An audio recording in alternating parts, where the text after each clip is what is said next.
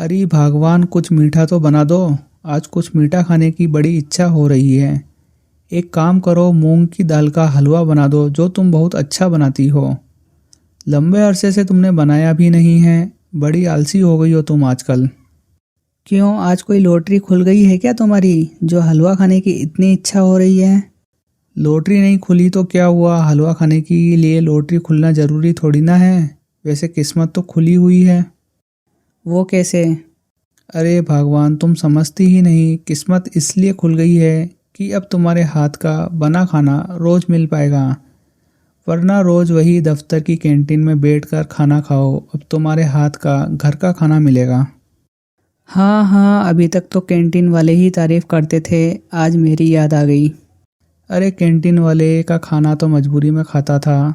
दिल तो हमेशा तुम्हारे हाथ का ही खाना चाहता था। कितनी मिठास खोलकर बातें करते हो, आज कहीं कुछ मांगना तो नहीं है? लो, ये भी कोई बात हुई? पति अगर दो प्यारी बातें कर दे तो उसमें भी छुपा मतलब ढूंढोगी तुम? अरे बाबा, मान लिया। बस इतना मीठा मूड देखकर लग रहा था कि आज सच में कुछ खास है। हाँ, खास तो है। आज एहसास हुआ कि अब जिंदगी का असली स्वाद तुम्हारे साथ ही है। अब दफ्तर तो गया, तनाव भी गया और बॉस भी गया। बस तुम रह गई हो और तुम्हारे हाथ का स्वादिष्ट खाना। अब तो परमानेंट ही तुम्हारे हाथ के स्वादिष्ट पकवान खाने को मिलेंगे, और तुम्हारी बहू रानी के हाथ के भी। इतने में नेहा रसोई की तरफ आती है। क्यों बहू रानी, खिलाओगी ना? क्योंकि अब रिटायरमेंट हो गया हूँ, तो अब तुम्हारी सासू माँ का भी रिटायरमेंट का टाइम आ ही गया है। समझो 1-2 साल में। किस बात की खुशी है पापा जी? आज सुबह सुबह मम्मी जी इतने प्यारे डायलॉग सुना रही हैं। अरे बहू, क्या बताऊँ, तेरी मम्मी से आज मीठा बनवाने की कोशिश कर रहा हूँ। ओह, तो मामला मीठे का है पापा जी। आप बोलो तो मैं बना दूँ आपके लिए। अरे नहीं नहीं, मैंने तेरी सासू माँ से मांगा है तो वही बनाएगी। तुम्हारे हाथ का मीठा बाद में कभी खाएंगे। ये तो भेदभाव हुआ पापा जी। नेहा थोड़ा मजाक में बोलती है। मम्मी का स्पेशल और बहू का बाद में। अरे बहू, जिद मत कर, ये आज कुछ ज़्यादा ही भावुक मोड में हैं। कह रहे थे अब रोज़ मेरे हाथ का ही खाना खाएंगे। अच्छा, यानी अब मेरे हाथ का खाना भी नहीं खाओगे पापा जी? अरे ऐसी बात नहीं है बहू, तुम्हारे हाथ का भी खाना खाएंगे। बस तुम अच्छा बनाती हो, जब बनाती हो तब। पापा जी, वो थोड़ा टाइम नहीं मिलता ना मुझे। किट्टी, प्रोग्राम, आउटिंग, यही सब चलता रहता है, इसलिए खाना बनाने का मौका ही नहीं मिलता। हाँ हाँ, हमें सब पता है। किट्टी पार्टी में समय चला जाता है, तभी तो रसोई खाली रहती है। पापा जी आप भी ना। चलो, आज मीठा तो मम्मी ही बना देगी। मैं अभी थोड़ी देर में निकल रही हूँ, थोड़ा काम है। ठीक है बहू, जाओ जाओ, तुम्हारा टाइम टेबल तो भगवान भी नहीं समझ सकता। घर का माहौल हंसी मजाक से भरा हुआ था। छोटी छोटी नोक झोंक में भी अपनापन झलक रहा था। वर्मा जी का मजाक, सरिता जी की मुस्कान और नेहा की चुलबुली बातें, सब मिलकर घर को घर जैसा बना रहे थे। यही वो पल होते हैं जो रोजमर्रा की जिंदगी को खास बना देते हैं। रात के करीब 9 बजे दरवाज़ा खुलता है। नेहा एंट्री करती है। वर्मा जी भी वहीं खड़े होते हैं। वर्मा जी को देखकर नेहा बोलती है, पापा जी मैं आ गई। वर्मा जी नज़र उठाकर उसे देखते हैं। चेहरे पर हल्की नाराज़गी झलकती है। बहू, आज भी किट्टी पार्टी में थी क्या, जो इतना लेट हो गई हो? जी पापा जी, बस थोड़ी देर हो गई, वही सब सहेलियों के साथ में। थोड़ी देर? ये थोड़ी देर रोज़ 9 बजा देती है बहू। जब दिन में तुम निकली थी तब बोला था कि आज जल्दी आ जाऊंगी, याद है ना तुम्हें? अरे पापा जी, वह तो मैंने ऐसे ही कह दिया था, पर प्रोग्राम थोड़ा सा बढ़ गया इसलिए लेट हो गई। आज सब बहुत एंजॉय कर रहे थे। एंजॉय करना अच्छी बात है, लेकिन घर के काम, सरिता पूरे दिन अकेली लगी रहती है। आज खाना भी बड़ी देर से बना। पापा जी मम्मी जी को तो वैसे भी सारा काम कर ही लेती हैं, उन्हें आदत है। मैं बीच में पढ़ती हूँ तो उल्टा मुझे ही उलझा देती हैं। आदत है इसलिए करती है, ये सोच गलत है बहू। आदत तो तुम भी डाल सकती हो।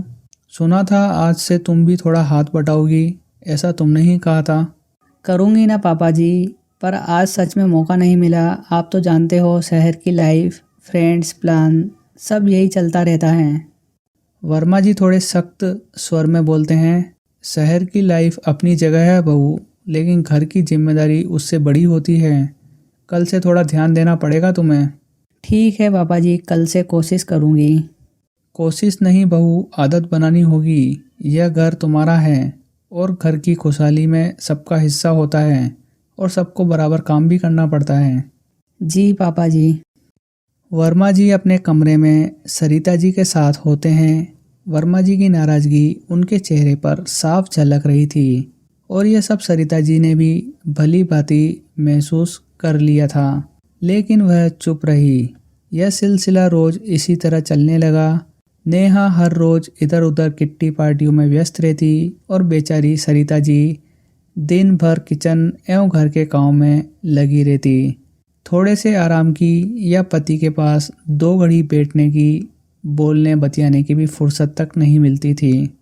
मिस्टर वर्मा अच्छी तरह से देख रहे थे और बखूबी समझ भी रहे थे। तभी वर्मा जी सरिता जी से बोलते हैं, कुछ कहने की कोशिश करता हूँ तो तुम मुझे चुप करा देती हो। अरे रहने दीजिए, देखिए पढ़ी लिखी बहू है, शहर में पली बड़ी है, उसे काम करने की आदत नहीं है, धीरे धीरे सीख जाएगी सब। पढ़ी लिखी है अच्छी बात है, लेकिन घर की जिम्मेदारी भी समझना ज़रूरी है ना। हाँ सही बात है, पर मुझे तो बचपन से ही काम करने की आदत है। देखो, काम करने से मेरा शरीर अच्छा रहता है। मैंने होम साइंस भी पढ़ा है। मेरी दादी माँ भी यही कहती थी कि घर का काम करना चाहिए बेटा, समझे ना। जी बिल्कुल समझ गया, लेकिन यह बात तो बहुरानी पर भी लागू होती है। शुरू शुरू में किसी को भी काम करने की आदत नहीं होती है, ना ही काम आता है, लेकिन सीखना पड़ता है ना। ठीक है, आज का ज़माना कुछ ज़्यादा ही मॉडर्न है। बहू थोड़ी सहेलियों से मिल मिला लेती है, थोड़ा घूम फिर लेती है, मन लगा रहता है उसका। आप ही ना, कौन सा मैं घिस जाती हूँ काम करने से। तुम घिस तो नहीं जाती हो, लेकिन तुम्हारी लाडली बहू को कभी काम करते देखा ही नहीं मैंने। क्या उसका काम सिर्फ खाना पीना, सजना संवरना और घूमना फिरना ही है? अरे जी, आजकल की लड़कियां ऐसी ही होती है, थोड़ा बाहर निकल लेती हैं, सहेलियों सहेलियों से मिल मिला लेती हैं। दिन भर घर में बंद रहेगी तो घुटन हो जाएगी ना। मैं सब संभाल लेती हूँ घर में तो। मैं ये नहीं कह रहा कि वो बाहर ना जाए, लेकिन कभी तो घर की जिम्मेदारी भी समझे ना। मैंने आज तक उसे ढंग से काम करते नहीं देखा। लगता है उसका काम बस खाना, सजना और घूमना ही रह गया है। अरे छोड़ो ना जी, धीरे धीरे सब सीख जाएगी। नई बहू है, वक्त लगेगा। आप भी जानते हो, शुरुआत में सब ऐसा ही करते हैं। आदत की भी एक उम्र होती है सरिता, तुम्हारी भी उम्र हो गई है, बहुत कर लिया सबके लिए। अब हमारी भी ज़िंदगी है, थोड़ा आराम करने की, थोड़ा सुकून करने की, थोड़ा साथ में रहने की। कभी कभी लगता है इससे तो मैं वहीं ठीक था। शर्मा जी भी कह रहे थे कि वहीं रुक जाऊं, तुम्हें भी वहीं बुला लूं। कम से कम सुकून तो मिलता, साथ में रहने का मौका तो मिलता। कमरे में खामोशी उतर आई, शब्द थम गए, पर भावनाएं बोलती रहीं। वर्मा जी की शिकायत में गुस्सा नहीं, अकेले पड़ जाने का डर था। सरिता जी के लिए त्याग आदत बन चुका था। दोनों साथ बैठे थे, फिर भी कहीं दूरी थी। उम्र के इस मोड़ पर वे काम नहीं, बस एक दूसरे का साथ चाहते थे, बिना किसी शिकायत के, बिना किसी समझौते के। दिन ढल गया, कमरे में खामोशी थी, पर दिलों में बात पूरी हो चुकी थी और यही इस दिन का सबसे सच्चा अंत था। सुबह की धूप अब गलियों तक उतर आई। वर्मा जी धीरे धीरे घर से बाहर निकलने लगे। तभी उन्होंने एक पल ठहर कर भीतर की ओर झांका। सरिता जी रसोई में थी, चेहरे पर वही अपनापन जो उम्र के साथ गहरा हो गया। गली के उस मोड़ पर शर्मा जी मिल जाते हैं, जो वर्मा जी के पुराने परिचित, हम उम्र, चेहरे पर वही थकी हुई मुस्कान। अरे वर्मा जी, आज जल्दी निकल आए, और घर पर सब ठीक है ना? हाँ शर्मा जी, घर पर सब ठीक है, बस मन कभी कभी बाहर की हवा मांग लेता है, इसलिए बाहर निकल आता हूँ घूमने के लिए। हाँ, अब घर और बच्चे, अब वही सबसे बड़ी दुनिया रह गई है। बच्चे अपने में और हम अपने में। सच कह रहे हैं शर्मा जी, बच्चे और बहू अपने हाल में रहने लगे हैं। सरिता जी भी दिन रात सबका ख्याल रखती है। अब लगता है सरिता जी को और मुझे दोनों को थोड़ा सुकून चाहिए। मेरे यहाँ भी वर्मा जी यही हाल है। घरवाली सबका ख्याल रखती है और खुद को भूल जाती है और हम सोचते रहते हैं कि सब ठीक है। ठीक ही तो नहीं होता, बस सब कुछ ठीक जैसा दिखता है। बिल्कुल, अब बच्चों का अपना संसार है, हमें भी थोड़ा अपने लिए जीना चाहिए। यही सही उम्र है भाई साहब, अब बहस नहीं, बस साथ चाहिए। वर्मा जी ने गहरी सांस ली। आज पहली बार अपने घर की बात किसी और से कहकर उनका मन थोड़ा हल्का हो गया। दिन ढल चुका था, दोपहर का समय होता है। वर्मा जी बाहर से आते हैं। सरिता जी हॉल में बैठी होती हैं। नेहा और बच्चे अपने कमरे में होते हैं। तभी वर्मा जी सरिता जी से बोलते हैं, अब बस करो सरिता, इस थके हारे शरीर को थोड़ा आराम भी दिया करो। बहू रानी घर संभाल लेगी, ये सब अब उसकी जिम्मेदारी है। समझी भगवान, अब ये जिम्मेदारी उसे सौंप दो तुम। जी समझ गई, लेकिन बहू को आदत नहीं है ना, एकदम से काम छोड़ दूंगी तो उसे बुरा लगेगा। और क्या पता वो कर भी पाएगी या नहीं कर पाएगी एकदम से इतना सारा काम। ये तुम मुझ पर छोड़ दो, कल सुबह मैं बात करता हूँ बहू रानी से। शाम ढल चुकी थी। गली में हल्की चहल पहल थी। वर्मा जी थैला लेकर सब्जी लेने के लिए बाहर निकल जाते हैं। मन में कोई जल्दी नहीं थी, बस घर लौटकर सरिता जी के साथ चाय पीने की एक सादी सी चाहत थी। थोड़ी ही देर में वर्मा जी एक सब्जी वाले के पास पहुंच जाते हैं। आइए वर्मा जी, आज बड़ी ताज़ी सब्जी आई है, क्या दूं बताइए। हाँ भाई, ज़रा लौकी देना, घर वाली को हल्की सब्जी पसंद है। अच्छा है, आजकल सब लोग सेहत का ध्यान रखने लगे हैं वर्मा जी। अब उम्र हो गई है ना भाई, ध्यान तो रखना ही पड़ता है, वरना घर वाली डांट देती है। डांट तो प्यार से होती है वर्मा जी। सच कह रहे हो भाई, दिन भर सबका ख्याल रखती है, शाम को यही पूछती है थक तो नहीं गए। बस फिर आप भी उनका ख्याल रखिए वर्मा जी। अब वही कोशिश है भाई, थोड़ा साथ थोड़ा वक्त। अगले दिन फिर से एक नई शुरुआत होती है। सुबह सुबह का वक्त होता है। सरिता जी रसोई में सबके लिए नाश्ता बनाने की तैयारी कर रही हैं। तभी रसोई में वर्मा जी भी आ जाते हैं और उनकी बहू नेहा भी वहीं आ जाती है। वर्मा जी अपनी बहू से बोलते हैं, देखो बहू रानी, तुम्हें यहाँ आए हुए 1 साल से ज़्यादा हो गया। जैसा कि हम सब जानते हैं, एक उम्र के बाद तो सरकार भी काम से छुट्टी दे देती है और भरण पोषण के लिए हर महीने पैसे भी देती हैं। तो फिर इस घर में अब माता पिता और बुजुर्गों को भी काम से छुट्टी मिलनी चाहिए कि नहीं? बताओ, मिलनी चाहिए ना? क्यों बहू रानी, मैं सही कह रहा हूँ ना? जी पापा जी। तो फिर आज से सरिता जी को कामकाज से छुट्टी दे दो। आज से घर का सारा कामकाज, खाना वाना सब कुछ तुम्हें ही करना होगा, तभी उन्हें आराम मिलेगा, है ना बहू रानी? जी पापा जी।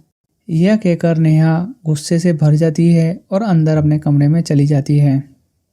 शाम का समय होता है। रसोई घर में हल्की पीली रोशनी है। गैस पर सब्जी चढ़ी है। कड़छी की आवाज़ साफ पता चल रहा है कि नेहा मन ही मन उखड़ी हुई है। सब्जी को ज़रूरत से ज़्यादा तेज चलाते हुए वो काम में लगी है। तभी आदित्य धीरे से रसोई में आ जाता है। अरे क्या हुआ नेहा, आज तो तुम कुछ ज़्यादा ही मन लगाकर काम कर रही हो। नेहा बिना कुछ बोले बस अपने काम में लगी रहती है। मम्मी पापा ने 1-2 बात क्या कह दी, तुम तो जैसे पूरी रसोई से ही जंग जीतने बैठ गई हो नेहा। देखो, हफ्ते में 1-2 बार कुछ अच्छा बना दिया करो, सबका मन खुश हो जाएगा। तभी बाहर हॉल में बच्चों की आवाज़ आती है। राहुल अपनी दादी के पास जाकर बोलता है, दादी माँ आप ही खाना बना दो ना, मम्मा से अच्छा खाना तो आप ही बनाती हो, मम्मा से तो अच्छा खाना ही नहीं बनता। ये सुनते ही नेहा का सब्र पूरी तरह से जवाब दे जाता है और नेहा तेज आवाज़ में पलटकर बोलती है, बस बहुत हो गया तुम सबका, दिन भर काम करो, ऊपर से ताने भी सुनो। रसोई में कुछ पल के लिए चुप्पी छा जाती है। नेहा फिर से बड़बड़ाने लगती है और खुद से ही बोलती है, जब तक ये बूढ़े यहाँ नहीं आए थे कितनी शांति थी घर में। आदित्य उसे गुस्से से देखता है लेकिन कुछ नहीं कहता, क्योंकि वो बात को और आगे नहीं बढ़ाना चाहता था। बुढ़िया माँ काम करती थी, तो कम से कम चैन था। अब तो हर बात में नखरे हो रहे हैं इन सबके। अब तो उन्हें भी आराम की आदत लग गई है। सब बस अपनी जिम्मेदारी से फ्री होना चाहते हैं। तभी आदित्य उसे शांत करने की कोशिश करता है। नेहा, ऐसा मत बोलो, वो हमारे माँ बाप हैं। ऐसे उल्टा सीधा मत बोलो, इतने दिन से वही कर रहे थे सब काम। नेहा की आंखों में गुस्सा और थकान दोनों साफ दिखते हैं। माँ बाप है तो क्या, मेरी भी कोई ज़िंदगी है, पूरे दिन इसी में लगी रहूँगी क्या। जब तक ये लोग नहीं थे सब ठीक चल रहा था, जब से ये आए हैं तब से रोज़ कोई ना कोई बात हो ही जाती है। तभी नेहा को इस तरह बड़बड़ाते हुए सरिता जी ने सुन लिया और सरिता जी भी रसोई में आ जाती हैं और नेहा से बोलती हैं। बहू, तुम हमारे लिए इस तरह का भाव रखती हो क्या। माँ जी, ऐसा नहीं है, मैं आपके लिए कुछ भी गलत नहीं सोचती हूँ, बस बात गुस्से में निकल गई, मैं भी परेशान थी इसलिए। अरे इतने साल से तेरे आगे मजदूरी की, तुम्हारे बच्चों को पाला पोसा, तुम्हारा घर संभाला और वर्मा जी भी हर महीने अपनी पगार का एक मोटा हिस्सा यहीं बेचते थे, वह भी तुम लोगों के लिए ही काम आती थी। माँ जी, मैं मानती हूँ आपने बहुत किया, लेकिन अब हालात बदल गए हैं, सारा काम बच्चे घर सब एक साथ आ गया, बस मैं थक गई हूँ। मैं तो 2 टाइम की रोटी ही तुम लोगों से खाती हूँ और तुम सबको रोटी बनाकर खिलाती थी। लेकिन तुम ये सब सोच भी कैसे सकती हो, जो रिश्तों के मायने भी नहीं समझती, इस तरह की बातें करती हो। ऐसा मत कहिए माँ जी, मैं रिश्तों को नहीं नकारती, बस अपनी थकान में गलत शब्द बोल बैठी। अरे मुझे तो खुद पर भी शर्म आने लगी है। माँ जी, मुझे भी अपने शब्दों पर शर्म आ रही है, उस वक्त मैं खुद को रोक नहीं पाई। तुमको काम करना पड़ रहा है इसलिए तुम इस तरह की बेहुदा बातें कर रही हो। हाँ माँ जी, शायद क्योंकि मैं पहले ये सब अकेले नहीं करती थी, अचानक सब बदल गया, मैं खुद को तैयार नहीं कर पाई ये सब करने के लिए। आज मुझे समझ में आ रहा है, वाकई कोई किसी का नहीं होता, सब मतलब के यार हैं। नहीं माँ जी, ऐसा मत सोचिए, मैंने गुस्से में बोल दिया था, इसका मतलब ये नहीं कि आप लोग मेरे लिए कुछ भी नहीं हैं। आज मैं काम नहीं करती हूँ, वर्मा जी भी रिटायरमेंट के बाद यहाँ आ गए हैं, अब पैसे भी नहीं आते, और जब मैं नौकर की तरह काम में लगी रहती थी तब तक सबके लिए अच्छी लगती थी। मैंने कभी आपको नौकर नहीं समझा माँ जी, लेकिन शायद मेरे व्यवहार से ऐसा लगा होगा आपको। मगर अब हम दोनों की गिनती केवल बूढ़ा बुढ़िया में रह गई है। मुझसे बहुत बड़ी गलती हो गई माँ जी, मुझे माफ़ कर दो। कभी कभी शब्द गुस्से में निकल जाते हैं, लेकिन उनके जख्म बहुत गहरे होते हैं। जो रिश्ता सालों की मेहनत, त्याग और भरोसे से बना होता है, वो एक पल की कड़वाहट से हिल जाता है। सरिता जी को चोट नेहा के गुस्से से नहीं लगी, उन्हें तकलीफ इस बात की थी कि जिनके लिए उन्होंने उम्र लगा दी, उन्हीं के सामने आज खुद को बेकार और बोझ सा महसूस कर रही थी। नेहा भी गलत नहीं थी, वो भी थकी हुई थी, उलझी हुई थी, लेकिन थकान अगर समझ में ना बदले तो वह जहर बन जाती है। आज पहली बार नेहा को समझ में आया कि गुस्सा पल भर का होता है, मगर पछतावा उम्र भर का हो सकता है। तभी वर्मा जी कमरे में आ जाते हैं। नेहा और आदित्य की बातें उन्होंने सब सुन ली थी। उनके चेहरे पर गुस्सा नहीं, बस एक गहरी चुप्पी थी। अब बस एक शब्द नहीं, चलो जी, ये घर अब हमारा नहीं रहा और ना ही यहाँ कोई अपना बचा है, चलो चलते हैं यहाँ से। कमरे में सन्नाटा छा जाता है। वर्मा जी कुछ पल वहीं खड़े रहते हैं, फिर दिल भारी करके बोलते हैं, ठीक है सरिता जी, अब यही ठीक लगता है तो हम आज ही चलते हैं।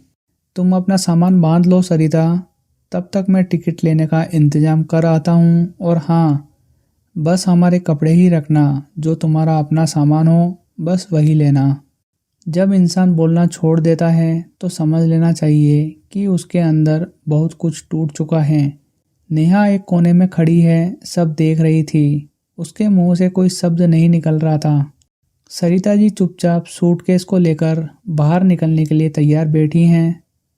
तभी सरिता जी सभी कपड़े समेटकर सूटकेस में रख लिए।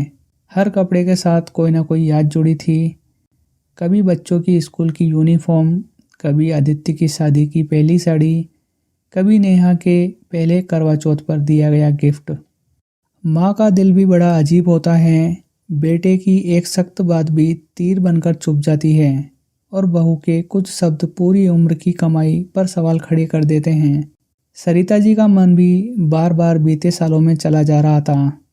तभी सरिता जी मन ही मन खुद से कहती हैं, इस घर के लिए तो जवानियाँ खपा दी, इन्हीं बच्चों को बड़ा करने के लिए कितनी रातें भूखी सोई, और आज मैं बोझ बन गई हूँ इनके लिए। वर्मा जी बाहर खड़े सब देख रहे थे, पर उन्होंने खुद को संभाल रखा था। तभी दरवाजे के बाहर बच्चों की आवाज़ आई, पापा दादी कहीं जा रही हैं क्या? दादी जी ने सूटकेस क्यों निकाल रखे हैं? नेहा, जो अब तक एक कोने में खड़ी थी, जिस पल घर के बच्चों को लगा कि दादा दादी सच में कहीं जा रहे हैं, उसी पल नेहा के अंदर कुछ टूट गया। उसे अचानक याद आया, जब बच्चे बीमार पड़ते थे तो रात रात भर सरिता जी जागती थी। जब नेहा थक जाती थी तो बिना बोले रोटी बना देती थी। नेहा सरिता जी के पास आई और पहली बार बिना किसी सफाई के सीधा ज़मीन पर बैठ गई। माँ जी मत जाइए, मुझसे बहुत बड़ी गलती हो गई। मैं थकी हुई थी, परेशान थी, पर इसका मतलब ये नहीं कि आप लोग मेरे लिए कुछ भी नहीं। सरिता जी ने कुछ नहीं कहा, बस खाली आंखें से देखती रही। अगर आपको एक पल भी ऐसा लगा कि आप इस घर में बोझ हैं, तो वो मेरी सबसे बड़ी हार है माँ जी। मैं बदल जाऊंगी, लेकिन आप मत जाइए। तभी आदित्य भी आगे आता है। पापा मम्मी, गलती मेरी भी है, मैंने वक्त रहते बात नहीं संभाली। आज समझ आया कि घर पैसों से नहीं, आप लोगों से चलता है। वर्मा जी चुप रहे। उन्होंने सरिता जी की तरफ देखा। उनमें दर्द के साथ थोड़ी उम्मीद भी झलक रही थी। हम रुक तो जाएंगे बेटा, पर याद रखना, माँ बाप को सिर्फ सहारा नहीं, सम्मान चाहिए। रिश्ते बोझ नहीं होते, उन्हें बोझ समझ लेना सबसे बड़ी भूल होती है। माँ बाप तब तक अच्छे लगते हैं जब तक वो अपना सब कुछ दे रहे होते हैं। जिस दिन उन्होंने देना बंद कर दिया, उसी दिन अगर उन्हें बेकार समझ लिया जाए तो समझ लो इंसान हार गया। जो माता पिता हमें खड़ा करना सिखाते हैं, उन्हें गिरा हुआ महसूस करना सबसे बड़ा पाप है। अगर दोस्तों आपको ये कहानी अच्छी लगी है तो हमारी कहानी को ज़रूर से लाइक करें, और इसी तरह की और वीडियोस देखने के लिए आप हमारे YouTube चैनल को भी ज़रूर से सब्सक्राइब कर लीजिए।